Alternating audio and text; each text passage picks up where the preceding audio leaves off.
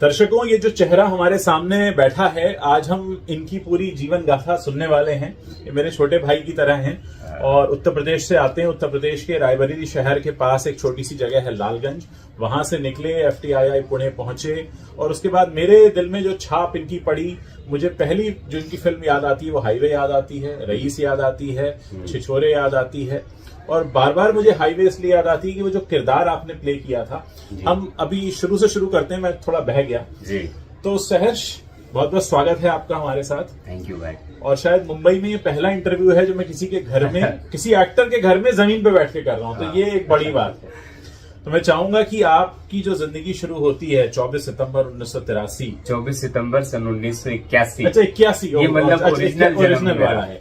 तो 1981 से जो आपकी कहानी शुरू होती है, मैं चाहूंगा कि आप सिलसिलेवार ढंग से हमें बताएं कि जब आंखें खुली तो घर में क्या देखा, माहौल क्या था, घर वाले क्या करते थे, आपसे क्या उम्मीदें थी, आपके मन में क्या चलता था, तो वहां से हम शुरू करें। हाँ, तो उज्जवल भाई, मुझे बहुत अच्छा लग रहा है आप घर आए। और देखिए, आप घर आए, मैंने बोला आपकी घर है जो भी है। कपड़े भी मैं समझ नहीं पा रहा था क्या पहनूं, आप अलमारी में गए, आपने सोचा, मतलब मैंने बोला आप देख लीजिए, सेम टू सेम ग्रीन पहना हुआ है। ये शर्ट जो है वो उज्जवल भाई ने निकाल के अलमारी से दी है मुझे, क्योंकि मैंने बोला आप मुझे समझाइए मुझे करना क्या है। बिल्कुल बिल्कुल। तो जो मुझे बताया जाता है कि मेरा जो जन्म है वो 24 सितंबर 1981 की सुबह 9 बजे हुआ है। ओके। जिला उन्नाव, अपनी नानी के यहाँ। और मैं 4 भाइयों में सबसे छोटा हूँ। अच्छा। और मेरे बारे में ये भी बताया जाता है कि मेरी माँ ने मेरा जो जन्म है वो अकेले दिया था। अच्छा। वो शर्म थी, तो उन्होंने घर में किसी को बताया नहीं कि मेरा जन्म हो रहा है। और उन्होंने जब मुझे पैदा कर लिया, मेरा नाड़ा कैसे भी काट लिया, उसके बाद फिर दरवाजा खोल के सबको इन्फॉर्म किया कि मैं पैदा हो गया। तो मेरा पैदा होने का कुछ ऐसा है कि बाकी संयुक्त परिवार से हूँ, वर्षों से, पीढ़ियों से मेरा घर जो है एक साथ रह रहा है। बाबा के पिता, उनके पिता सब एक ही घर में हमारे यहाँ रहते हैं। वहाँ क्या किस रोजगार से संबंधित? पढ़ाई का माहौल मेरे यहाँ बचपन से बहुत अच्छा रहा है। बहुत ही अच्छा था और अभी भी भगवान का शुक्र है, अभी भी अच्छा है। अब मेरे बाबा का जो वो था कि वो पढ़ाई में उनका बड़ा वो था कि कुछ भी हो जाए, भोजन नहीं है, कपड़े नहीं है, चीजें नहीं है, लेकिन पढ़ाई का माहौल घर में सही रहे, बच्चे अगर पढ़ लिख जाएं तो चीजें हो जाए। बिल्कुल। तो मेरे जो बाबा थे वो सबका था कि पढ़ लिख जाए, तो उन्होंने घर में पढ़ाई का जोर दिया सबको। तो धीरे धीरे क्या हुआ, मेरे पिता इम्यूनाइजेशन ऑफिसर हुए। अच्छा। उस दौर में बहुत सारी उन्होंने परीक्षाएं दी, पास पे, लेकिन प्राइमरी हेल्थ सेंटर में इम्यूनाइजेशन ऑफिसर के पद पे उन्होंने हो गया। तो घर का पढ़ाई का माहौल शुरू से अच्छा था, अभी भी अच्छा है। मैं शायद इकलौता था कि मैं पढ़ाई में, कोशिश मेरी बहुत थी कि मैं सब कुछ पढ़ूं, मन लगाऊं, लेकिन मेरी समझ इतनी बेहतरीन नहीं थी कि जैसे घर में लोग हिंदी, फिजिक्स, केमिस्ट्री, बायोलॉजी समझते थे, मुझे कठिनाई होती थी, लेकिन मैं फेल नहीं होता था। एग्जाम के 2 महीने पढ़ के मैं निकाल लेता था एग्जाम की घर में क्या होगा कि पंडित का लड़का फेल हो गया।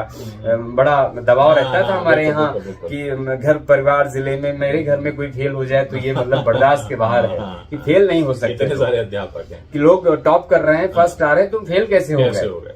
तो ये था, ये सिलसिला। तो ये कब आया आपके दिमाग में कि आपको अभिनेता बनना है? मतलब इतने सारा जो मैंने, अच्छा वो आपने इतना बहुत डिटेल में बताया है हमारे दर्शकों को भी, उनको भी समझ में आ रहा होगा कि इतने सारे अध्यापकों और पढ़ाई लिखाई के बीच में ये अभिनय कहाँ से मतलब रुचि आती है?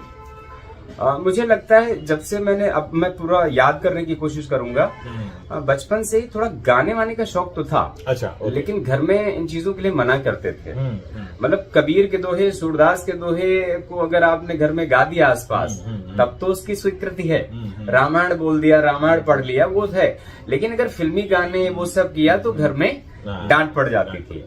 तो गांव में बचपन में जैसे गाय भैंस चराने निकला तो गाना बजाना मेरा खेतों में चुपचाप होता था। गाया, ये गाया, वो गाया, सब मन का, लेकिन घर परिवार के सामने नहीं गाता था। अच्छा। बट मुझे लगता है मेरे जैसे पिता का साहित्य में रुचि थी, बट जॉब अलग करते थे। उधर सब कवि सम्मेलन में जाना, वो करना, नामवर, गुलाब, रजनीश, इनके साथ उठना बैठना, ये सब उनका दौर था। लेकिन ये इम्यूनाइजेशन का काम इसलिए करते थे कि घर परिवार कैसे चलेगा। बट साहित्य में रुचि थी और अभी भी है। अब फिर मुद्दा आया कि अब इंटर क्या किया जाए, तो ये हुआ फिजिक्स लिया जाए या मैथ लिया जाए। तो घर में एक चिंतन का माहौल था कि इनको क्या दिया जाए, ये क्या कर पाएंगे, फिजिक्स या मैथ। तो घर में माहौल हुआ कि मैथ कठिन होगा इनके लिए, मैथ रहने देते हैं, बायोलॉजी इनको दिलाया जाता है। पिता और चाचा का सब डिसीजन था, तो मैंने कहा बायोलॉजी। और ये हुआ बायोलॉजी करो और सीपीएफटी की तैयारी करो, डॉक्टर बनो। मैंने फिजिक्स लिया और खूब मन लगा कि पढ़ने की कोशिश की। उधर बैसवारा में हमारा एक स्कूल है, बैसवारा इंटर कॉलेज, गांव से 6 किलोमीटर दूर। बाकी की पढ़ाई गांव स्तर पे ही किया है। मन लगा के पढ़ाई की, सब कुछ वही स्थिति थी जो physics, chemistry, biology, English, Hindi ये पढ़ता तो था, लेकिन मेरी इतनी क्षमता नहीं थी कि मैं चीजों को बहुत एक्सीलेंट तरीके से समझूं। पर लगा था, जूझता था। एक साल बाद में थोड़ा बोर होने लगा था। अच्छा। और उसी दौरान किसी गांव के व्यक्ति ने चुपचाप मुझे लखनऊ के दर्शन करा दिए। अच्छा। घर वालों को पता नहीं ये बात। पहली बार लखनऊ आए जिंदगी में, पहली बार लखनऊ। चारबाग स्टेशन से साइकिल से किस तरह लखनऊ घूमा, हजरतगंज, ये नॉवेल्टी सिनेमा, साहू, ये वो, उसने खूब फिल्में दिखाई मुझे। ये सब शहर का अनुभव करा दिया चुपचाप। शाम को हम धीरे से ठेले में पकड़ के घर आ गए। किसी को नहीं पता चला मैं कब लखनऊ गया हूँ, कब आ गया हूँ। अब शहर के प्रति एक आकर्षण आ गया मन में। गांव गांव बहुत हो चुका था। अब मेरे मन में आया, यार अब मैं बोर हो रहा हूँ, मैं थोड़ा शहर की तरफ जाऊंगा। ये कौन से साल की बात है? ये मुझे लगता है 97 में मैंने हाई स्कूल किया, 1999 में मैंने इंटर किया, तो यानी 2000 में मैं उधर था। अब ये घटना शुरू हो गई। तो जब एग्जाम का नंबर आया ग्रेजुएशन फर्स्ट ईयर में उधर, तो मेरा मन तो था नहीं। मैंने सब नहीं बताया कि मैं फेल होना चाहता हूँ, बोर हो गया हूँ मैं, एक तो इससे उससे गांव से, अब मुझे शहर जाना है। तो कुल मिला के मैं जब लिखा ही नहीं तो पास कैसे होगा, ये डिसीजन मेरा था, फेल होना है मुझे। तो फेल हो गया। अब हो गया, घर में चर्चा का माहौल, बीए में फेल हो गया लड़का, बीए में फेल हो गया। मैं यहाँ पर ये कहना चाहूंगा, बहुत अच्छा किया आपने जो पूरी कहानी सुनाई कि कितने अध्यापक हैं, और अब यहाँ पे समझ में आ रहा है कि फेल होना कितनी बड़ी बात। मतलब फेल होना वैसे बड़ी बात ही है, लेकिन आपके घर में कितनी बड़ी बात होगी। मेरे घर में और मेरे गाँव में, टाउन में, जिले में ये बड़ा है कि इनके घर का एक लड़का बीए में फेल हो गया, मतलब हिंदी अर्थशास्त्र, और इसमें फेल हो गया जिसमें इनके घर के लोग एमएससी है, पढ़ाते हैं, टॉपर हैं, और ये जीतू फेल हो गए। बट ये मेरा कठिन डिसीजन था क्योंकि मैं अब बोर होने लगा था। तो इस तरह थोड़ा दौर चला है। फिल्में में देखने लगा था लखनऊ में, तो फिल्मों के प्रति आकर्षण खूब बढ़ा। मुझे लगता है कि वो कौन सा साल था जब कभी खुशी कभी गम आई थी, 2001 रहा होगा, वही रहा होगा। और मैं निकला हूँ नॉवेल्टी सिनेमा से देख के, उस फिल्म का मेरे ऊपर बहुत असर पड़ा। अच्छा। सबके अभिनय का और उस फिल्म का। तो मैं भटका, तो मुझे लगा यार ये चीज तो मुझे बड़ी अच्छी लग रही है, ये चीज बड़ी खूबसूरत है, सिनेमा, इसमें कहीं कुछ हो सकता है, इसमें कहीं कुछ हो सकता है। बट सिनेमा देख के असर हुआ और ये थॉट मेरे अंदर आया, नॉवेल्टी सिनेमा हॉल, ये क्या है, ये कोई काम है, ये कोई काम है, कोई चीज है, नाटक नौटंकी, ये रिएक्शन मिलता है, नाटक नौटंकी। अब पंडित के घर का नाटक नौटंकी करेगा। अभी घर में गंभीर माहौल था, तो मेरे घर में कुछ लोग सुनते हैं, कुछ लोग रिएक्ट नहीं करते।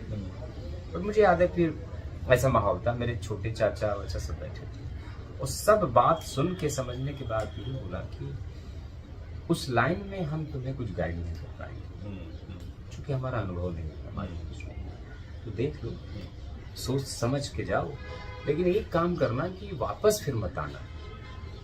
अच्छा। ये मत कहना कि असफल हो गए या फेल हो गए, जाओ तो फिर लगे रहना।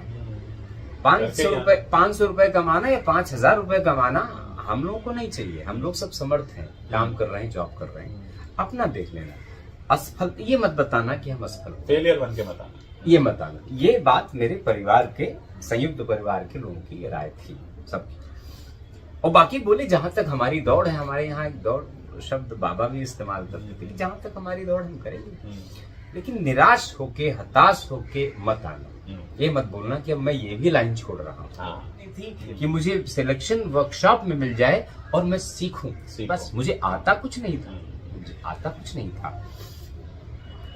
सब वर्कशॉप में जाते थे, इंटरव्यू हो रहा है, जाना। उस दौर में सुशील कुमार सिंह, सिंहासन खाली है कि राइटर, भारतेंद्र निर्देशक, और सब मनोज शर्मा, ललित सिंह पोखरिया, ये सब लोग इंटरव्यू बोर्ड में थे।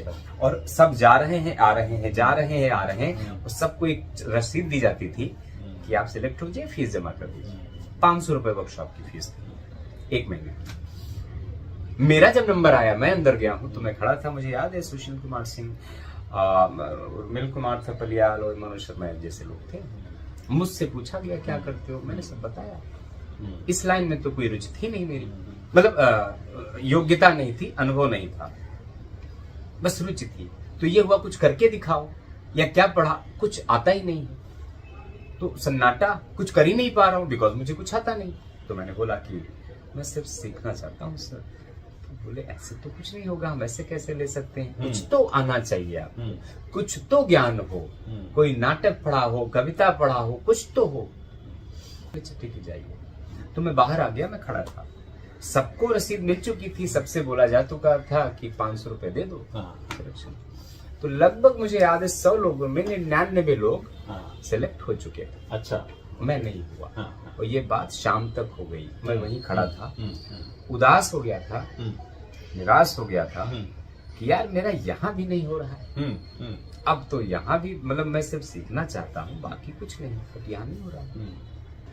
पता नहीं उन लोगों ने क्या सोचा है जाके आपस में, कि बोला होगा अच्छा इसको भी बोल दो, दे दो, आ जाए 500 रुपए जमा करके। ये कहानी हुई। मुझे हुआ कि ये सर सीधे 500 रुपए जमा कर दीजिए, आप भी वर्कशॉप में आ जाइए।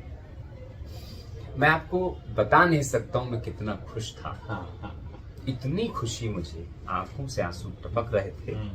उस धन्यवाद था सबका। बस अब शुरुआत हुई वर्कशॉप की, भारतेंद्र नाट्य एकेडमी की वर्कशॉप की, जो कि 4 महीने की थी। पहले 1 महीना, बाकी की मन होगा तो 3 महीने में बच्चे आएंगे। वो सिलसिला वर्कशॉप का शुरू हुआ। राष्ट्रीय नाट्य विद्यालय के टीचर्स, बीएनए के टीचर्स के दौर चले। मैं उसमें बस था और सीखने का मन था, बस सीखूं, समझूं। तो वो सब पढ़ाते गए और मैं जूझ के, मेरा मन था बस सीखूं। तो वहां जो माहौल बना, मैंने देखा जब मुझे कोई एक्सरसाइज दी जाती थी, मुझे जो चीजें कुछ कराई जाती थी, मैं करता था तो लोगों को अच्छा लगने लगा, सबको, और टीचरों को, सबको। तो वो प्रशंसा करने लगे, तालियां बजाने लगे, ऐसा। तो मेरे अंदर एक उत्साह बढ़ने लगा। वो कहीं ना कहीं आपके अंदर छिपी हुई प्रतिभा थी जो निकल के एकदम से सामने आ गई। अब वो कह रहे हैं, तो कोई कह रहे गाओ, तो अब मैं गाने लगा। चूंकि चोरी छुपे गा रहा था खेतों में, किसी को पता ही नहीं मैं गा रहा हूं, तो वहां गाने लगा, तो तालियां, चीजें कर रहा हूं, वो कर रहा हूं। तो अब बात बनने लगी, तो लोग खुश होने लगे कि अच्छा कर रहा है, अच्छा कर रहा है, अच्छा कर रहा है। अब ये हुआ कि 1 महीने से 3 महीने में कौन जाएगा, तो बहुत सारे लोगों ने वर्कशॉप छोड़ दी। अब 3 महीने में किसी को रुचि नहीं थी, और बाकी उनको भी सिलेक्ट करना था कि इन 100 में से हम 22-23 लोग कौन लेंगे। तो उन 22-23 में मेरी जगह बन गई कि 3 महीने की वर्कशॉप। अब मैं वहां भी मन लगा के खूब काम कर रहा, यानी उस काम में मेरा मन लगने लगा। मैं लगाने भी लगा और लगने भी लगा। और वो कलाकार के जो आसपास के दौर के लोग थे, चाहे वो बीएनए के फर्स्ट ईयर के स्टूडेंट हों, वहां के जो टीचर्स हों, या विजय शुक्ला या मनोज शर्मा, लोग मुझे पसंद करने लगे, मुझे बिठाने लगे अपने पास, बातें करने लगे, मुझे गाइड करने लगे कि अभी तुम ये पढ़ो, वो पढ़ो, नाटक पढ़ो, कहानी पढ़ो, फलाना पढ़ो, और मैं वो जितनी बातें होती गई, मैं मानता गया।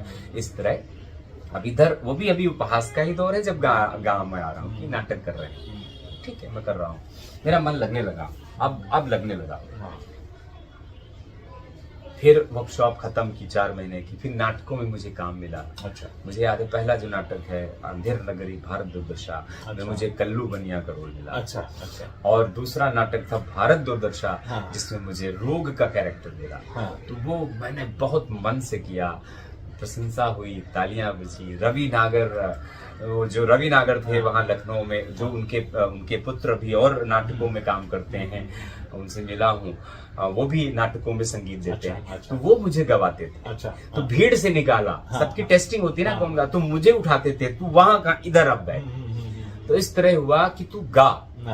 तो मुझे अंधेर नगरी भारत दुर्दशा में गाता था, और जब मैं कभी चोरी छुपे थक गया और नहीं गाया तो पहचान लेती। अच्छा ये नहीं गा रहा है। अच्छा बोले सारे तू गा, तू जब गाता है तो 20 के बराबर गाता है। तो इस तरह मेरा मंचों में गाने का अभ्यास शुरू हुआ है। उसका योगदान मैं रवि नागर को दूंगा, जो अब इस दुनिया में नहीं है, बट उनके बेटे वही चीजें कर रहे हैं। तो मेरे मुंह से निकला, सर फिल्मों के प्रति आकर्षण मेरा है, ज्यादा है, मंच के प्रति भी है, सब है, लेकिन फिल्मों के प्रति, सिनेमा के प्रति मेरा बहुत आकर्षण है। मुस्कुराए और उन्होंने बोला कि एक काम करो, पूना में एक्टिंग कोर्स शुरू हो चुका है। अच्छा 2004 से FTI पुणे में एक्टिंग कोर्स शुरू हो चुका है, वहां आवेदन करो। अगर वहां सिलेक्शन हो जाए तो बेहतर होगा, क्योंकि जब फिल्म में ही मन लग रहा है तो वहीं से करोगे, तो वहां वो संस्थान तुम्हें ज्यादा मदद करेगा पढ़ने में, लिखने में, माहौल में, क्योंकि चारों तरफ सुबह वो फिल्मी ही माहौल है, फिल्मी माहौल है। हाँ। तो अब मेरा जो गोल है वो FTI की तरफ बढ़ा कि मुझे यहाँ सिलेक्शन लेना है। तो उसमें मुझे था कि मेरा FTI में सिलेक्शन हो जाएगा। तो अभी हमारे अवनीश भाई का बड़ा अभी अवनीश भाई का इधर रंगशिला चलता है, सब बड़ी लंबी कहानी है वो। तो दुर्भाग्यवश इंटरव्यू में मेरा नहीं हुआ। अच्छा ओके। अच्छा, इंटरव्यू मेरा सही से हुआ भी नहीं था, बहुत तमाम तरीके के सवाल थे, वो अभी नहीं कहना है, वो कुछ बहुत हो जाएगा। यानी मेरा इंटरव्यू ठीक से नहीं हुआ कि उन लोगों को लगा कि कहाँ बात बनेगी। तो वहां सिलेक्शन ना होना और मेरी निराशा बढ़ना। मुझे याद है जब पता चला था कि मेरा नहीं हुआ, कहीं से तो मैंने त्रिपुरारी शरण का नंबर उठाया था, जो IAS थे, बिहार के IAS थे, उस वक्त FTI में निदेशक थे। रोके मैंने फोन लगाया था कि सर मेरा नहीं हुआ, मैं सीखना चाहता हूँ। तुमने बोला बेटा बट ठीक है, बट हम ये सब नहीं कर सकते। अब FTI में सिलेक्शन ना होना, बंबई में 6-7-8 महीने गुजार चुका था, जिंदगी देख चुका था बंबई की, कलाकारों की रहन सहन, काम की स्थिति, जो भी स्थिति, सब कुछ देख के मुझे इस बात का एहसास हो गया था कि यहाँ शॉर्टकट तो नहीं चलेगा, रियल टैलेंट चाहिए। यहाँ बात बनेगी नहीं, आप ट्रेंड नहीं है और बढ़िया जगह से ट्रेंड नहीं, तो यहाँ कुछ होने की संभावना ही नहीं। सही बात। बहुत बढ़िया संस्थान से ट्रेंड है, संस्थान से मतलब है मेरा टॉप का इंस्टीट्यूट, टॉप की पढ़ाई, टॉप की शिद्दत के बाद यहाँ अगर लगोगे तो शायद कुछ संभावना बने, तब शायद कुछ रोजी रोटी की सिर्फ संभावना बने। ये एहसास मुझे हो चुका था इन 8 महीने के बंबई की जिंदगी देख देख। अब मन में ये सब चीजें तो हो गई थी ना, इतने वर्ष दे दिए, 2002 से 7 थिएटर ये वो, अब मैं जाऊं कहाँ? अब BA में मैं क्या करूंगा? अब तो ये कर चुका हूं ना, होगा तो यही होगा जो होना है, नहीं तो नहीं होगा। तो मैं आज ये बात खुल के आपके सामने बोल रहा हूं, मैं अस्वस्थ हो गया, और ये बात सिर्फ मेरे बड़े भाई रामेंद्र कुमार शुक्ला, मैं बातें बहुत गंभीर जो हैं भाई से ही शेयर करता हूँ, क्योंकि मैं देखता हूँ कि मेरी बात को कौन समझ पाएगा, सुन पाएगा। मैं उन लोगों से बातें नहीं करता हूँ जो सुनते नहीं, सुन नहीं सकते, समझ नहीं सकते। तो मैं अपने बड़े भाई को हमेशा अपने मन की बात ज्यादा बताई, आज भी मैं उन्हीं को बताता हूँ। वो सुनते हैं, मेडिकल लाइन से भी हैं तो समझाते हैं, ये करो, बड़े भाई को समझाए। तो फोन में बात करते करते मैं रो पड़ा था। FTI में सिलेक्शन ना होना, विस्लिंग आउट की स्थिति ऐसी हो जाना, अंग्रेजी सीख सीख के पागलपन की स्थिति हो जाना, तमाम लोगों के जो वो थे कि मन उदास हो चुका था, निराश। उन्होंने बोला ठीक है आ जाओ, घर आओ, यहाँ कुछ सोचते। अच्छा। अब यहाँ मुझे याद है सुबह मैं सब पैकिंग कर रहा था तो BNA भरतनाट्यम अकेडमी की जो टीम थी बस सब कोई ऐसे ही बैठा था, ये सब पैकिंग कर रहा है अपनी। अब लोग कह रहे हैं ऐसे मत जाओ, सामान रखो, हम आएंगे लखनऊ तो दे देंगे। बट मेरी आंखों से आंसू टपक रहे हैं। खैर कैसे भी करके मैं गया हूँ। ये 2 बैग ऐसे थे मैं निकला हूँ। किसी ने मुझे स्टेशन पे बिठाया, रिजर्वेशन था नहीं जनरल का, टिकट लेके मैं पहुंचा हूँ। सामान जनरल का टिकट लेके भीड़ में है। सबने मुझे विदा किया, दुखी मन से किए जा रहा है, लेकिन मेरा था वापस तो नहीं आऊंगा इस शहर में। और एक्टर बनना ये सब खत्म हो चुका था। 2005 के बाद मैं घर गया हूँ। टिकट नहीं मिला था, जनरल का टिकट लिया था। तो वॉशरूम के पास बैठ के मैं लेके पहुंचा हूँ। मेरे यहाँ रामायण हो रही थी, तो सबको कुछ अंदाजा हो गया था ये वापस उस शहर से आ गया। बट उतना रिएक्शन नहीं था। बड़े भाई को पता था मैंने स्थिति थोड़ी कमजोर है, और मुझे ये लग गया था कि यार सब गड़बड़ा आ गया यार, पढ़ाई भी नहीं कर पाया, ये भी नहीं कर पाया, ऐसा हो गया। जब स्वस्थ हुआ तो फिर से वो FTI शुरू हुआ। अच्छा। स्वस्थ मतलब 95% स्वस्थ हो गया। अब मैं फिर से 2000 यानी 5 में सिलेक्शन नहीं हुआ, 6 में अस्वस्थ था, 7 में मैंने फिर से शुरुआत की। फिर से तैयारियों का दौर वही चला। तो मुझे याद है मैं इलाहाबाद में रिटर्न दे के आया। 2-3 महीने बाद रिजल्ट आया कि मैं हो गया। मैं गांव में खेतों में ही कहीं टहल रहा था। हाँ। रिटर्न में हो गया। अब खुशी का ठिकाना नहीं। बट अभी 2 एग्जाम और। तो घर में था अच्छा और है। हाँ मैंने कहा 2 एग्जाम और। घर वालों को आश्चर्य होता था कौन सी परीक्षा है, स्कूल में 3 एग्जाम होने, केवल ट्रेनिंग के 3 एग्जाम होने। अब ऐसा नहीं कि नौकरी दे रहे हैं ना अभी तो पढ़ना है, उसके बाद संघर्ष ही करना है। फिर मैं इंटरव्यू ऑडिशन की तैयारी शुरू की। जो मेरी समझ थी, जो मेरा ज्ञान था, वो सब करना शुरू किया। सेंटर लिया दिल्ली। धीरे धीरे मैं टच में था दिल्ली। तो लास्ट मोमेंट पे ये हुआ कि सर दिल्ली में बड़ी भीड़ है तो आपका पूना में कर दिया। तो फिर मैं टच में लगातार धीरे धीरे धीरे धीरे 1 हफ्ते पहले चलता है कि पूना में नहीं, हम उत्तर प्रदेश वालों को कलकत्ता बुला रहे हैं, SRFTI। अच्छा। अब आपको मैं ये घटना बता देता हूँ। और लगभग 24 से 48 घंटे पहले मुझे पता चला कि मेरा इंटरव्यू तो कलकत्ता में है, SRFTI में। यानी दिल्ली कैंसिल हुआ, पूना कैंसिल हुआ, SRFTI। जब मैंने जिक्र किया घर परिवार से, शाम का वक्त था, नीम के पेड़, तो मेरे घर में सन्नाटा कि कलकत्ता में कौन सी जान पहचान है, कैसे जाओगे, हटाओ, छोड़ो। मैंने कहा छोड़ तो नहीं सकता हूं, जाऊंगा तो जाम तो देके मानूंगा। अब मेरे बाबा टाटा टिनब्लेड का मत, तो लोग पता लगाने लगे कि कलकत्ता में कौन है, गांव का कलकत्ता में कौन है। तो कोई कह रहा है अरे वो फलाने थे, वो अंगूछा का धंधा करते थे, वो अब ऐसी चर्चाएं शुरू हो गई कलकत्ता का। लेकिन बात कहीं बनी नहीं। मैंने कहा यार अब मुझे छोड़ो, इतना अकेले सफर कर चुका हूं कि मैं कलकत्ता चला जाऊंगा, SRFTI ढूंढ लूंगा, परीक्षा दे दूंगा मैं, छोड़िए। अब रायबरेली रेलवे स्टेशन में गया हूं, वहां पे ट्रेन ही नहीं मुझे मिल रही है।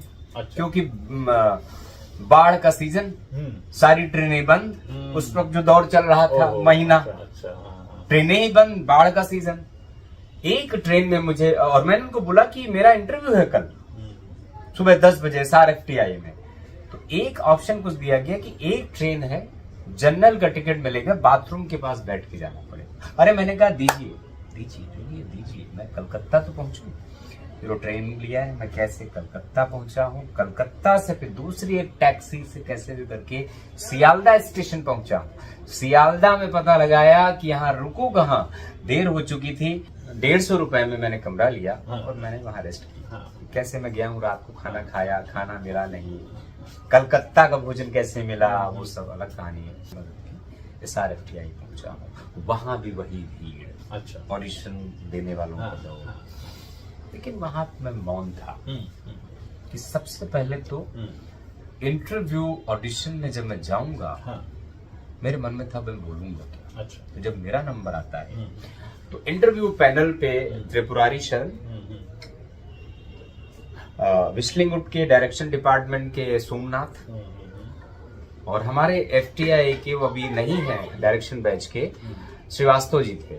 तो इतने साल क्यों नहीं किया, क्या नहीं किया, मैंने वजह बताई कि मैंने क्यों नहीं, मेरा ब्रेक ये 2006 क्यों ब्रेक हुआ वो भी बताया। फिर जब शांति हुई कि क्या किया जाए इनका, तो मैंने एक रिक्वेस्ट की थी सबसे पैनल से।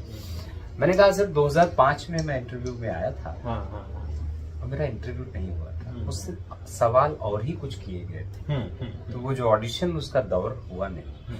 मैं आपसे प्रार्थना करता हूँ सबसे कि मेरा इंटरव्यू और ऑडिशन अच्छे से लिया जाए, बाकी सिलेक्शन हो या ना हो मुझे कोई फर्क नहीं पड़ता। तो मुस्कुराए, फिर वो मुझे बोला गया जाओ। तो मेरा इंटरव्यू ऑडिशन त्रिपुरारी शरण और इन सब की मदद से हुआ बड़ा अच्छा। जम के सवाल, जम से नाटकों की स्पीच का दौर चला, बल्कि गाना, गवाली, फोक, कव्वालियों के दौर चले, इम्प्रोवाइजेशन के दौर चले। यानी कि अब मैं संतुष्ट, वो संतुष्ट, मैं निकला हूं। बाहर टीम भी निकल रही थी, सब किस सोमनाथ जी ने देखा।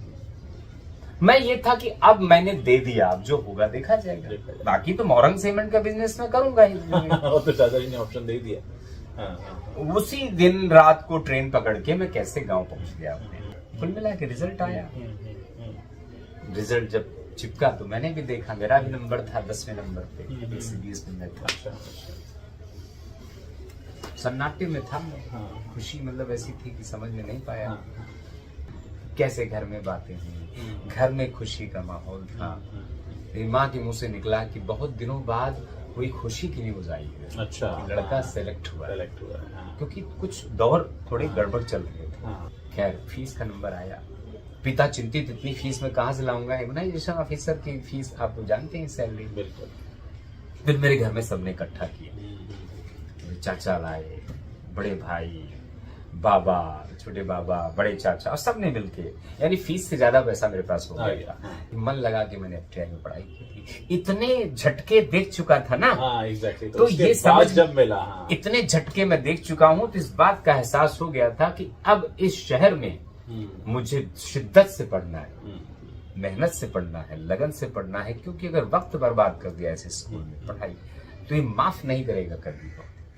तो सहर्ष भाई, हम चर्चा कर रहे थे कि आप FTI पहुंच चुके हैं, आप वहाँ बहुत मेहनत से पढ़ते हैं, और उसके बाद आप बिना वहां पर एक भी क्लास मिस किए हुए सारे क्लास अटेंड करते हैं, आपको स्कॉलरशिप भी मिलता है, और फिर आपका बॉलीवुड का करियर शुरू होता है जी। तो जब FTI से बाहर आ चुके हैं सहर्ष शुक्ला, फिर क्या होता है, कौन सा साल है ये?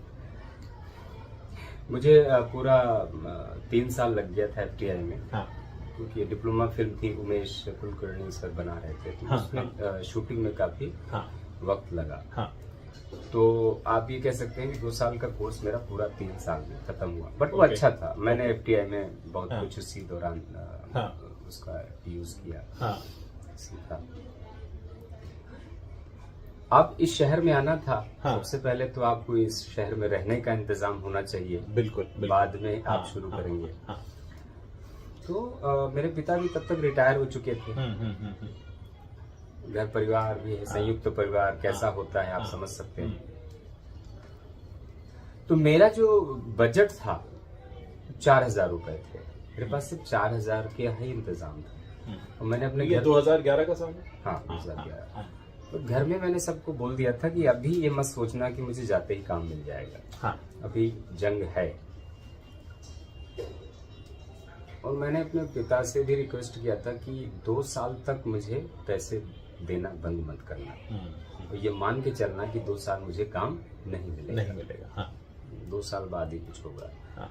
तो मेरे घर से 4000 रुपये आता था, ओके। उतना ही संभव था। फिलहाल जतिन खान वो हमारा बैचमेट है, उनके पिता नदीम खान एक शूट कर रहे थे मिथुन को लेके। अच्छा। मैं वहाँ गया था शूट में, तो मुझे पता चला इस वैनिटी में विक्रम भट्ट है। मैं बिना पूछे घुस गया। अच्छा। अब वो डर गए और उठे, क्या है? तो मैंने अपना FTI का कार्ड दिखाया, मैंने कहा मैं ऐसा हो गया। तो उन्होंने मुझे बोला कि तुम FTI से हो तो मैं तुम्हें कोई गलत न्यूज नहीं दूंगा, सलाह ये दूंगा कि तुम बड़े लोगों के चक्कर में मत पड़ो। अच्छा। उससे कुछ नहीं होगा। बड़े लोग जो हैं वो बड़े लोगों में उलझे हुए। बड़े लोगों की समस्या ये है कि वो बड़े लोगों में उलझे, वो छोटे लोगों पे वक्त नहीं दे पाएंगे। तो मैं तुम्हें ये सलाह दूंगा, तुम छोटे लोगों पे वक्त बिताओ, यानी कि डायरेक्टर के असिस्टेंट और नीचे के लोगों पे, इन पे जाओ। मेरा कोशिश वहाँ शुरू हुई, धीरे धीरे पता चलना शुरू हुआ कि ऑडिशंस कहाँ होते हैं, ये वो। फिर सब जो कास्टिंग डायरेक्टर्स थे जिनके नाम मैंने FTI से सुने थे, मुकेश छाबड़ा भाई का, ये बड़े बड़े नाम जो मैं FTI से सुन रहा था, सबके नाम मैं सुनने लगा। अब ढूंढ रहा हूँ स्पेसेस, रोज सिलसिला वही था, नहा धो के बैग लेना, वहाँ 2000 बजट में मुझे देखना है, पैदल भोजन।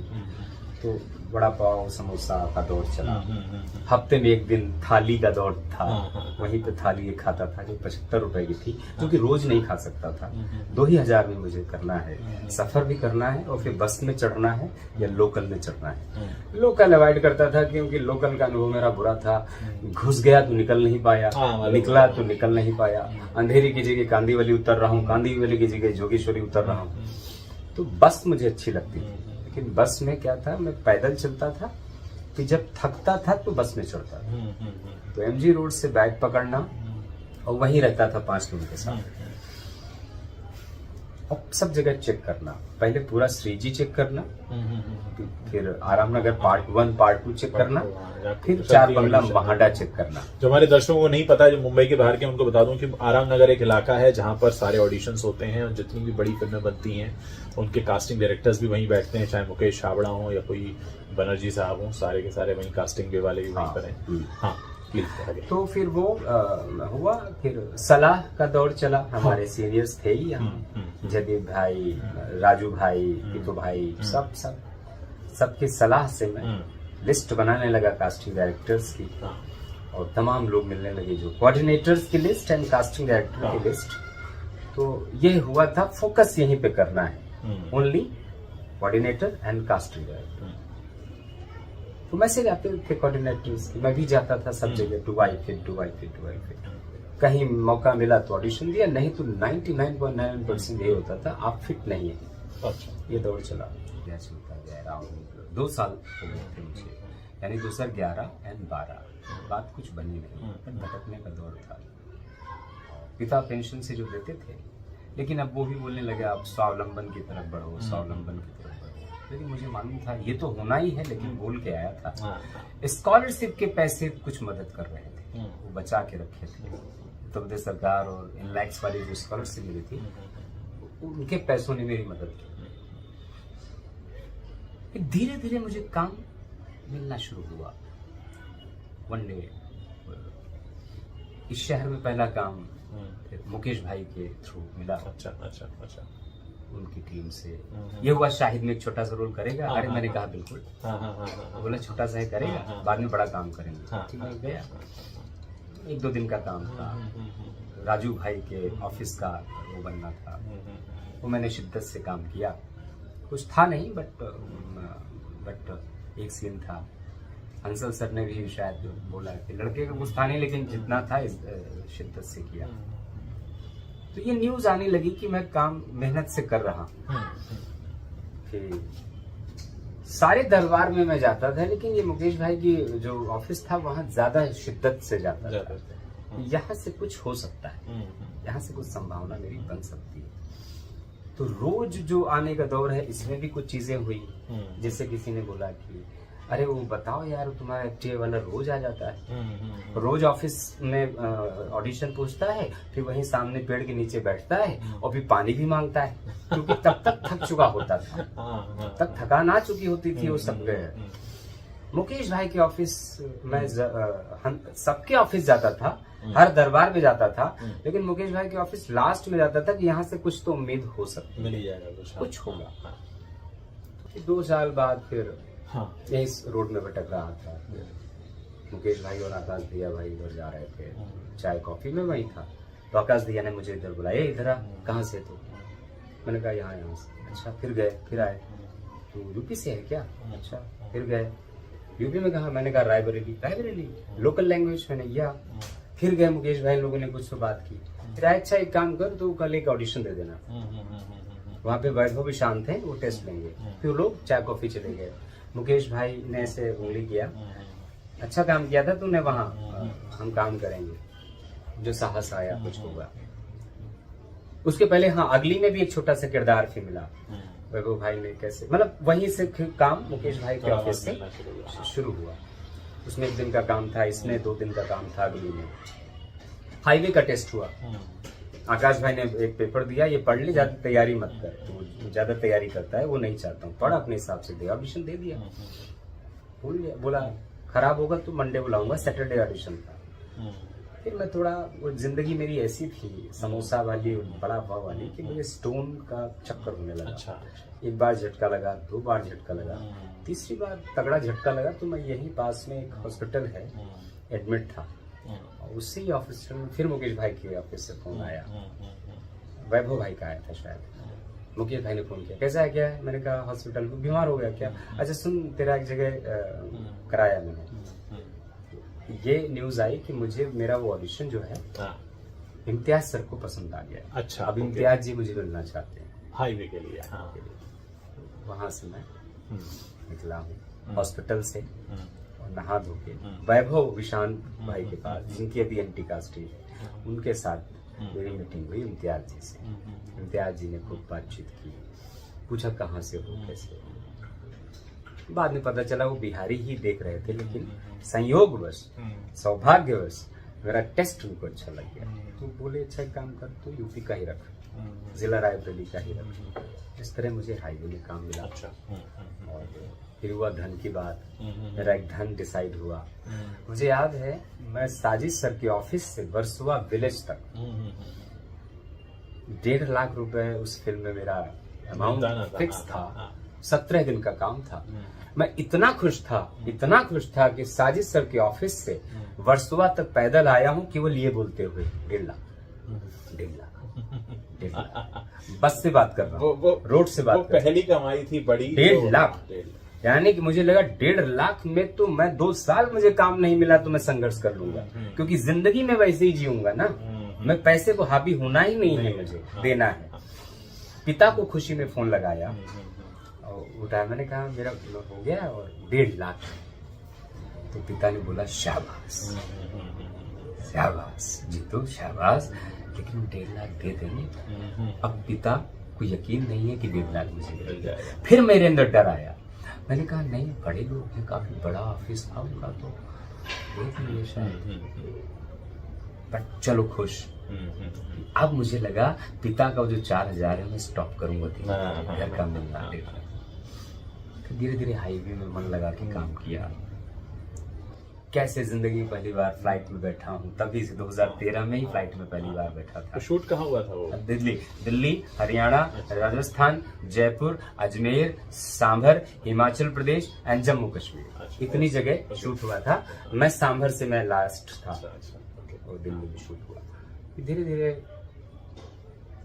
अब मेरी सड़क में, अभी भी सड़क में भटकने की ही दौर चल रहा है। ऑडिशन का दौर डुबाई फीट वाला था। बट हाईवे जब रिलीज हुई है हाईवे, तो उसमें मेरे काम को लोगों ने पसंद किया। 2015 में आई है। 14 में आई होगी, 13 में जो भी आई हुई है। फिर मेरा इंटरव्यू भी हुआ मुकेश भाई के साथ, मेरा, दुर्गेश और हाईवे के और दूसरा कलाकार थे प्रदीप नागर। अभी स्थिति ये हुई कि मेरी सड़क में भटकने की स्थिति कम हो गई। अब मुझे ऑडिशन के कॉल आने लगे। तो मैं उनसे एक वक्त मांगता था, एक तैयारी करता था, प्रिपरेशन करने के बाद ही जाता था ऑडिशन। तो इस तरह मुझे टेस्ट आने लगे। बट वही है, हर दरबार में भटकता था, हर दरबार में कोशिश करता था, लेकिन मुकेश छाबड़ा उसकी टीम से ही टेस्ट आते थे। अच्छा, आपको मतलब वहीं से काम मिल रहा था, वहीं से हुआ। आज भी दौर वही है। मैं शुक्रिया सबको अदा करना चाहूंगा। आज मैं इस मंच के माध्यम से भी बोलूंगा, मैं बोलता नहीं हूँ क्योंकि बातें बहुत हो जाती हैं। तो धीरे धीरे ऑडिशन आने लगे, तैयारी करने लगा, जाने लगा, तो फिर सिलसिला फिर बढ़ा। यानी कि जो तो हाईवे आई, फिर रईस आई। पहले नॉकआउट मिली थी जिसके कास्टिंग डायरेक्टर अभिषेक भाई थे। अच्छा। तब मैं एक्टिंग फर्स्ट ईयर में पढ़ रहा था। जिंदगी की पहली फिल्म थी मेरी नॉकआउट। जिंदगी की पहली फिल्म, पहला सीन इरफान के साथ किया था। बट उस वक्त acting first year pass out हो रहा था। वो उसकी कास्टिंग डायरेक्टर थे अभिषेक बनर्जी भाई। तो इस तरह शुरुआत हुई। तो फिर ऑडिशन आने लगे, मैं सिलेक्ट होता गया। तो सिलसिला फिर धीरे धीरे लाइक नॉकआउट, शाहिद, शूटर, अगली, हाईवे, पीके, बेंगिस्तान, तलवार, रईस, रंगून, छिछोरे, बच्चन पांडे, ग्रहण, ये जो दौर है, आज शायद 39 फिल्में मेरी रिलीज हैं, 5 रिलीज में हैं, लेकिन ये एक सिलसिला है।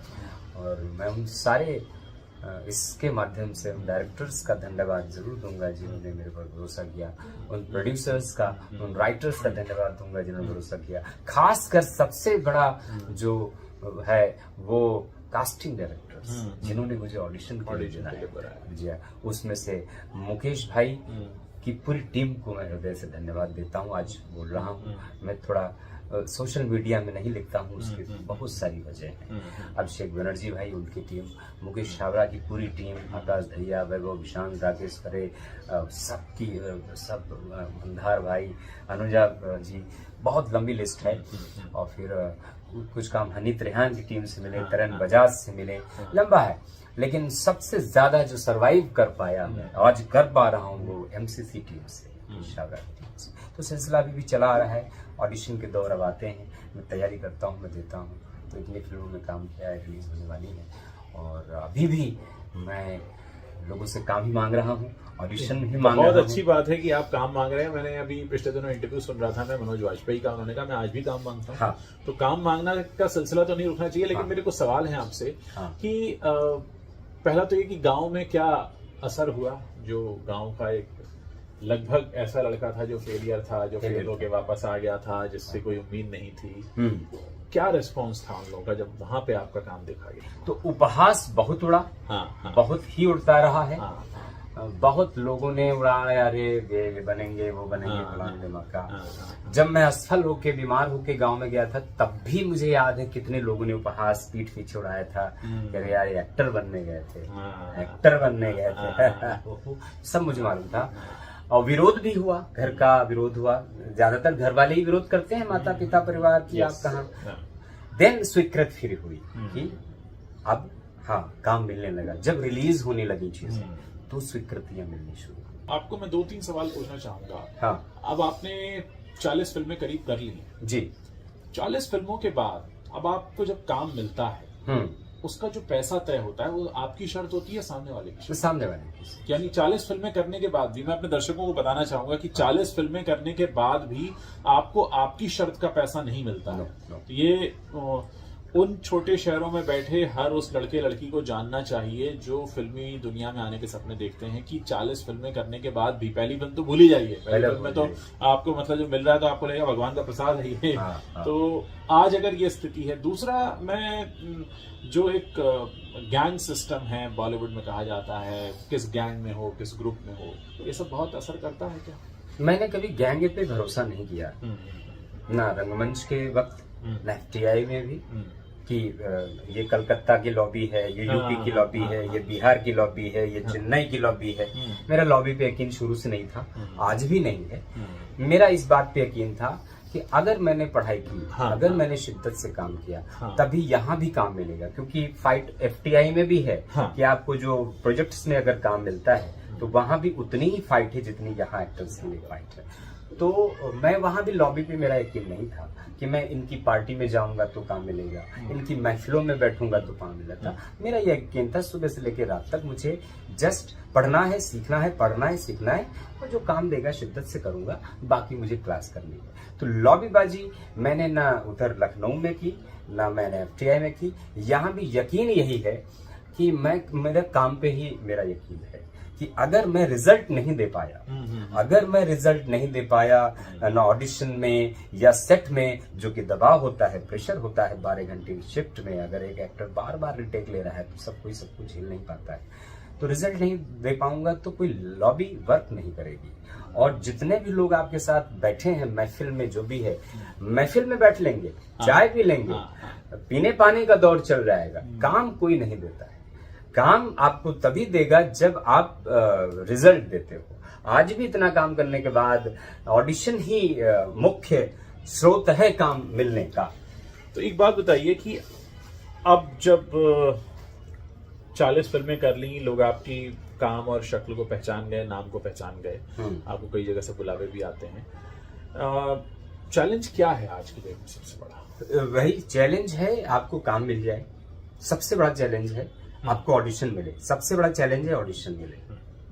आप किसी कहानी में कुछ ऐसा अभी भी होता है कि कुछ मिल रहा था और मिलते मिलते रह गया? बहुत अभी मेरे इस साल कितना काम आते आते हाथ से यूं चला गया, पूरा चला गया। वजह बहुत सारी, वो अलग कहानी है, बट आते आते हाथ से चला गया। तो सबसे पहला कहा है कि आप किसी स्टोरी में फिट हो जाओ, किसी रोल में फिट हो जाओ, ये।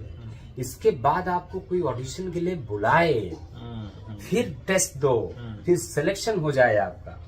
धन की बात तो बहुत बाद की बात है, पहले तो सिलेक्ट हो जाओ। धन आपको यहाँ उतना ही मिलेगा जितना उन्होंने तय किया है। एग्जैक्टली। और बजट आपका मन नहीं है, कुछ प्रॉब्लम है, दूसरा एक्टर है, साइड में तीसरा है, तो लंबी लिस्ट है, उसको मिले। तो एक सबसे बड़ा सच जो हमें आपके इंटरव्यू में हमको पता चल रहा है, हमारे दर्शकों को पता चल रहा है कि फिल्म इंडस्ट्री में अपनी जगह बना लेने के बाद भी आपकी मर्जी का पैसा नहीं मिलता है, आपका अपर हैंड पैसे के मामले में नहीं होता है, और आपके सब्स्टिट्यूट मार्केट में 10 खड़े होते हैं। 10 नहीं, बहुत खड़े होते हैं। तमाम इंस्टीट्यूट का pass out, FTI, NSD, BNA, विस्लिंगवुड, जितने और इंस्टीट्यूट्स हैं, देन उधर लैम्डा, राडा, लिस्पा, ली स्ट्रासबर्ग, सब सारा पास आउट यहाँ पे है। और रंगमंच, थिएटर, ड्रामा के लोग। कभी ऐसा होता है कि आप आज भी टूटते हैं, कहीं आज निराशा में घिरते हैं, और निराशा में अगर घिरते हैं तो सबसे पहले क्या सोचते हैं? बिल्कुल होता है, निराशा में होती है। आप भी पहले अकेले रहता था, वर्ष बाद जिंदगी अलग थी, इतना भी काम मिला तो काम चला। अभी परिवार बढ़ गया है, पत्नी आ गई है, 1 BHK है, जरूरत है पैसे की, तो निराशा होती है। काम नहीं मिला, टेस्ट नहीं मिले, ऑडिशन नहीं हुआ, सिलेक्शन नहीं हुआ, धन नहीं मिला, पैसे नहीं आए, तो दबाव बढ़ता जाता है, प्रेशर बढ़ता जाता है। आपको रेंट देना है, मकान मालिक मानने के लिए तैयार नहीं है, और फिर अगर दुर्भाग्यवश कुछ फ्रॉड हो गया, चीजें हो गई, चीजें बढ़ गड़बड़, तो और निराशा, हताशा हावी होता है। मैं आपसे जानना चाहूंगा कि अभी तक आपने जिनों के साथ काम किया है, क्योंकि मुझे बार बार आपका जब मैं ख्याल करता हूँ तो मुझे सबसे पहला जो सीन याद आता है वो आलिया भट्ट के साथ जो आपने किया था हाईवे में। जी, मैं सबके साथ आपके काम का अनुभव जानना चाहूंगा, जितने भी बड़े नामों के साथ आपने काम किया है शुरू से लेकर। मैं शुरू से लेके बता रहा हूँ, जो मणिशंकर, हंसद सर, देखो काम का अनुभव लगभग 99.99% मेरा सबके साथ बहुत ही बेहतरीन रहा है। उसका एक शायद वजह ये भी रही है कि मैं सेट पे गया हूँ, मैंने काम पे ही ध्यान देने की कोशिश की थी। तो मेरा पर्सनल व्यक्तिगत मानना है कि आप अगर अपने काम में ही फोकस करते हैं, ध्यान देते हैं, दूसरी चीजों पे आपका दिमाग नहीं होता है, तो तमाम सारे लोगों का सहयोग होने लगता है। अगर आप दूसरी चीजों पे फोकस करने लगते हैं तो बात वहां गड़बड़ होती है। रिजल्ट आप नहीं दे पा रहे हैं, परफॉर्मिंग का रिजल्ट नहीं दे पा रहे हैं, तो हो सकता है अनुभव गड़बड़ हो। तो मैं ये कहूंगा, मेरे लिए हर वो रोल, मैंने जो पहली फिल्म थी जिंदगी की और ये जो अभी है, मैंने सब में बराबर उतनी ही मेहनत, उतनी शिद्दत, उतनी लगन से काम किया, जो पहला या जो लास्ट का भी था। एक आधा अनुभव ऐसा रहा कि जब मैंने देखा कि वो डायरेक्टर या उनकी टीम जो है सिर्फ जो प्राइमरी कास्ट पे ही फोकस हो रहा है, केवल प्राइमरी कास्ट पे फोकस है।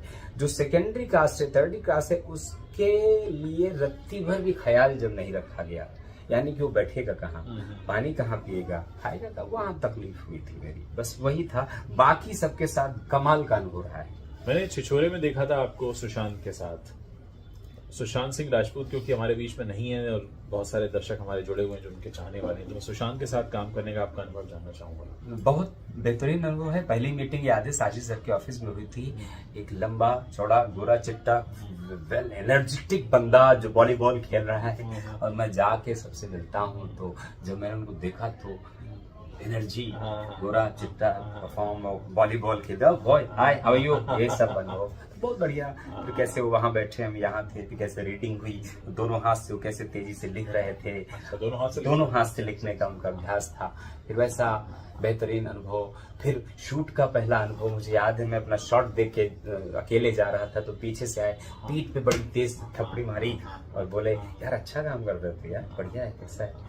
तो वो अनुभव। फिर वो अपनी वैनिटी में, हम अपनी वैनिटी में, फिर रोज मिलना, रोज नाश्ता लंच डिनर साथ में करना, दुनिया भर की जो बातें, तारों की, चंद्रमा पे जमीन की, मोबाइल की, नॉलेज बहुत था, पढ़े लिखे बहुत थे, इंजीनियरिंग दोनों हाथों का यूज करना, देन टेक्नोलॉजी का ज्ञान बहुत था कि ये लैपटॉप पे टेप लगा देते थे कि कैमरे पे टेप, मोबाइल पे टेप, क्यों, उसके रीजन अलग थे।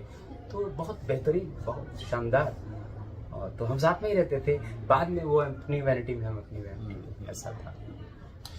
मैं ये भी जानना चाहूंगा कि इस समय आपका जो इंटरव्यू बहुत सारे लोग देख रहे हैं, वो 2000 का जो आपका दौर था, या 2003 का आपका दौर था, 2005 का दौर था, उससे भी लोग गुजर रहे होंगे इस समय। क्या कहते हैं आप उससे, क्या कहना चाहेंगे? उनको मैं यही बोलूंगा कि सबसे पहले ये देख लेना कि कितनी ख्वाहिश है इस लाइन में आने की, कितनी रुचि है आपकी इस लाइन में, क्योंकि यहाँ फाइट है, हर जगह फाइट है, हर बड़े इंस्टीट्यूट में सिलेक्शन की फाइट है, लेकिन देख लेना रुचि कितनी है, इंटरेस्ट कितना है। नसीरुद्दीन शाह साहब की हमारी एक लाइन की, देख लो, चेक कर लो, अभिनेता नहीं बनोगे तो क्या मर जाओगे, इतनी जरा तड़प चेक करो, तो पहले वो चेक करो, फिर कोशिश करो अपने आप को तराशने की, मांझने की, ट्रेनिंग की, रंगमंच का सहारा लो, नाटक ग्रुपों का सहारा लो, लखनऊ, दिल्ली, जगह जगह है, सब बॉम्बे में, और किसी अच्छे संस्थान में एडमिशन हो जाए तो बहुत बढ़िया बात है, क्योंकि आपको सुबह से लेकर रात तक वही माहौल मिलता है। तो वहाँ अगर मौका मिल जाए, और फिर मिलता भी है किसी ग्रुप में, तो वहाँ पढ़ने में ही मन लगना चाहिए। वहाँ के जो भटकाव हैं, बड़े बड़े संस्थान जगहों भटकाव भी हैं, वो उससे बचना है, फोकस से पढ़ना है। फिर इस शहर में भी फोकस बनाए रखना है, जो चीज़ें डाइवर्सन की हैं उनसे बचना है, फोकस फोकस फोकस। देन जो हमारे सीनियरों ने, हमारे कलाकार गुरुओं ने यहाँ सिखाया था कि ट्रेनिंग के बाद जाओ, सबके दरबार में जाओ और बस इतना बोलो, मैं ट्रेंड हूँ, यहाँ से पढ़ा हूँ, हाँ हूँ, मेरे लायक अगर कुछ रोल हो, कुछ हो तो ऑडिशन, आप मेरा टेस्ट ले लीजिए, टेस्ट बोलिए, टेस्ट सिलेक्शन होता है तो काम करिए, शिद्दत से करिए, खूब मन लगाइए। और एक और व्यक्तिगत अनुभव है, तबीयत का खूब ख्याल रखिए। हेल्थ में फिजिकल हेल्थ तो इस लाइन में जरूरत है ही है। हम मेंटल हेल्थ को इग्नोर करते हैं, आजकल मेंटल हेल्थ पे बहुत फोकस है, क्योंकि मेंटल हेल्थ पे हमारे यहाँ समाज में उतना फोकस नहीं दिया जाता है। रत्ती भर भी किसी को मेंटल इलनेस है तो वो ना किसी से बताता है, छुपाता है, उपहास उड़ता है समाज में, अरे उसको वैसे ही लो जैसे सर्दी हुई है, आपको जुकाम हुआ है शारीरिक, वैसे कोई भी मानसिक अस्वस्थता हल्की फुल्की हो सकती है, तो छिपाओ मत किसी से भी, उसके एक्सपर्ट से बात करो, ठीक हो जाएगा, काउंसलिंग होगी, थोड़ी मेडिसिन होंगी, ठीक हो जाएगा, बट उसको मत छिपाओ। तो अपनी तबीयत का खूब ख्याल रखो, जितना स्वस्थ रहोगे फिजिकली एंड मेंटली, उतना ही बेहतर काम कर पाओगे। और देन काम करते रहो, और ये आपका जो है अनुभव, जिंदगी का अनुभव, वो आपको काफी कुछ सिखाता चला जाएगा, वहीं से सीखते रहोगे। एक आखिरी सवाल आपसे पूछना चाहूंगा, क्योंकि मैंने आज आपके बारे में काफी कुछ जाना है। बॉलीवुड में तमाम तरह की चीजें कही जाती हैं, बहुत गंदगी है, कोई कास्टिंग, लड़कियां कास्टिंग काउच की बात करती हैं, कई बार लड़के कास्टिंग काउच की बात करते हैं, कई बार नेपोटिज्म की बातें होती हैं, तमाम तरह की बातें होती हैं। तो जो तमाम जो बॉलीवुड का जो काला पक्ष बताया और कहा जाता है, क्योंकि आप वहां पर हैं, कितना देखा है आपने, कितना है कितना नहीं, क्या है? देखिए, मैंने सुना है, मैं जब नहीं था इस लाइन में तब भी सुना, रंगमंच किया, लेकिन मैंने इन चीजों को अवॉइड किया कि होता होगा। आपका रास्ता नहीं पड़ा है। जहां धुआं है कुछ आग हो सकती है, जहां धुआं है कहीं कुछ आग हो सकती है। मेरा कभी वास्ता नहीं पड़ा। उसका शुक्रगुजार हूँ रंगमंच का, उसके लिए शुक्रगुजार हूँ अपने गुरुओं का, एफटीआई के टीचर्स का, सीनियर्स का शुक्रगुजार हूँ कि मुझे अच्छे लोग मिलते गए, गाइडेंस मिलता गया, सलाह मिलती गई। नहीं तो मैं भी कहीं फंस सकता था। तो मैं सुना हूँ, जाना हूँ, लोगों के अनुभव भी रहे होंगे जहां कहीं हो सकता है, लेकिन मैंने इन चीजों को अवॉइड किया कि अगर होगा तो मुझे मतलब क्या है उससे। मुझे वो आदमी चाहिए जो मुझे समझ सके, मेरी ट्रेनिंग को समझ सके, मेरी मेहनत को समझ सके, जो मुझे कुछ समझ सके, ऑडिशन दे सके, चीजें। तो क्या हो रहा है ठीक है, मुझे उससे अभी मतलब नहीं है या कभी नहीं रहेगा। मुझे तो उन लोगों से मतलब है जिनको जरूरत है, जिनको जरूरत है कि इसका तो यहाँ पे है। आई नो, झूठे भी हैं तो सच्चे भी हैं, फ्रॉडी भी हैं तो बहुत ईमानदार लोग भी हैं, तो हैं दोनों तरह के। पर आपको आपकी इस बात का तो जरूर फायदा मिला होगा कि आप एक छोटे कस्बे से निकल कर आए, आपने वो जिंदगी भी देखी है। हाँ। अगर आपको कोई ऐसा रोल ऑफर होता है, जैसे एक बात कही थी रणबीर कपूर ने, कि रणबीर कपूर ने कहा कि जब मैं एक्टर बन रहा था तो मुझसे आमिर खान ने सलाह दी थी कि जाओ और छोटे शहरों की सैर करके आओ, क्योंकि तुम पाली हिल में रहे हो, तुम्हें पता ही नहीं है बनारस की गलियों में होता क्या। तो रणबीर ने कहा मैं नहीं कर पाया और अब मैं पछताता हूँ क्योंकि अब मैं वो जिंदगी नहीं जी सकता, क्योंकि अब मैं एक नॉन फेस हो गया। तो आपको लगता है कि वो आपको फायदा मिला? वो फायदा मिला क्या दुनिया में मिलता है। आप जब से होश संभालते हो, जो जीवन जीते हो और जो जर्नी होती है, यानी कि गांव खेड़े से लेके टाउन से लेके जिले से लेके शहर से लेके महानगर से लेके हर तरीके का जो आप सफर तय करते हो, जो अनुभव तय करते हो, उसका आपको अनुभव आता है। क्योंकि अभिनय में ये पढ़ाया जाता है, सिखाया जाता है कि जितना अनुभव होगा आपको जिंदगी का, जितना रिच हो गया आप एक्सपीरियंसेस से, वो आपकी मदद करेगा कोई सीन समझने में, कोई लाइन समझने में, कोई चरित्र समझने में और उसको प्ले करने में। तो जो मेरा दौर रहा है गांव का, गाय भैंस का, गोबर का वो जिंदगी, फिर बैलगाड़ी से लेके हवाई जहाज का जो सफर है, वो सड़क से चलने का जो बस का उसका जो सफर है, ये मुझे मदद करता है जीवन को समझने में, चरित्र को समझने में, सीन को समझने में, लाइनों को समझने में, और सामने के डायरेक्टर और राइटर की बातों को समझने में मदद करता है। वो लाइफ, वो जिंदगी मुझे मदद करती है, तभी तो मैं रिलेट करता हूँ ना, बैक में जाके चीजों को समझता हूँ। तो एक्सपीरियंस, हमारे जो एक्टिंग के ग्रेट एक्टिंग के टीचर हैं हिंदुस्तान या दुनिया के, बोलते हैं एक्सपीरियंस, इसीलिए वो पढ़ने का जोर देते हैं। जितना हो सके आप पढ़िए, साहित्य पढ़िए, एक्सपोजर जितना मिल जाएगा, नाटक, कहानी, कविता, उपन्यास, संस्मरण, रिपोर्टाज, चीजें पढ़िए, देखिए, लाइव ट्रैवल करिए, लोकल ट्रेन, बस का, रोड का, फ्लाइट का, जो भी जितना एक्सपीरियंसेस देख सकते हो, सुन सकते हो, पढ़ सकते हो, वो सब काम आता है। मुझे बहुत अच्छा लगा सहर्ष आपसे आज बात करके। आपने बहुत खुलकर बात बताई और बहुत शुरू से लेकर आपका जो अनुभव, मतलब आपने बताया किस तरह के परिवार से आप आते हैं, अध्यापकों का खानदान आपका, और वहां से पढ़ाई में फेल होना, शहर बदलना, एक्टिंग में लगभग फेल हो जाना और फिर से वापस आना और फिर संघर्ष करना। आपका संघर्ष आज तक चल रहा है। आपकी जो जर्नी है, मुझे लगता है हमारे दर्शकों के लिए बहुत महत्वपूर्ण है, और खासकर उन लोगों के लिए भी जो बहुत छोटे शहरों में रहकर बड़े सपने देखते हैं। सपने सच होते हैं, आपको देखकर लगता है? बिल्कुल सपने सच, मतलब आप लगे हो तो कुछ ना कुछ तो मिलेगा। बस ये खराब ना हो, तबीयत खराब ना हो। तबीयत में मैं दोनों बातें कहता हूँ, mental health and physical health. इस पे ध्यान देना है, फोकस करना है जरूरी। बहुत बहुत शुक्रिया हमसे बात करने के लिए। Thank you so much. मैं आपको आपकी आने वाली सभी फिल्मों के लिए शुभकामना देता हूँ, और बाकी मेरे लिए प्रे करना कि मुझे ऑडिशन मिले। और बिल्कुल आपको मिलेंगे टेस्ट मिले, बिल्कुल मिलेंगे। और अगर कोई प्रोड्यूसर, कोई कास्टिंग डायरेक्टर इंटरव्यू देख रहे हैं, तो मैं अपनी तरफ से भी कहना चाहूंगा कि जितनी संघर्ष के साथ आप निकल कर आए हैं, तो आपका हक बनता है कम से कम ऑडिशन लेने का। हाँ, मतलब मेरा एक टेस्ट तो करिए, मेरा एक ऑडिशन तो करिए। Thank you so much. Thank you.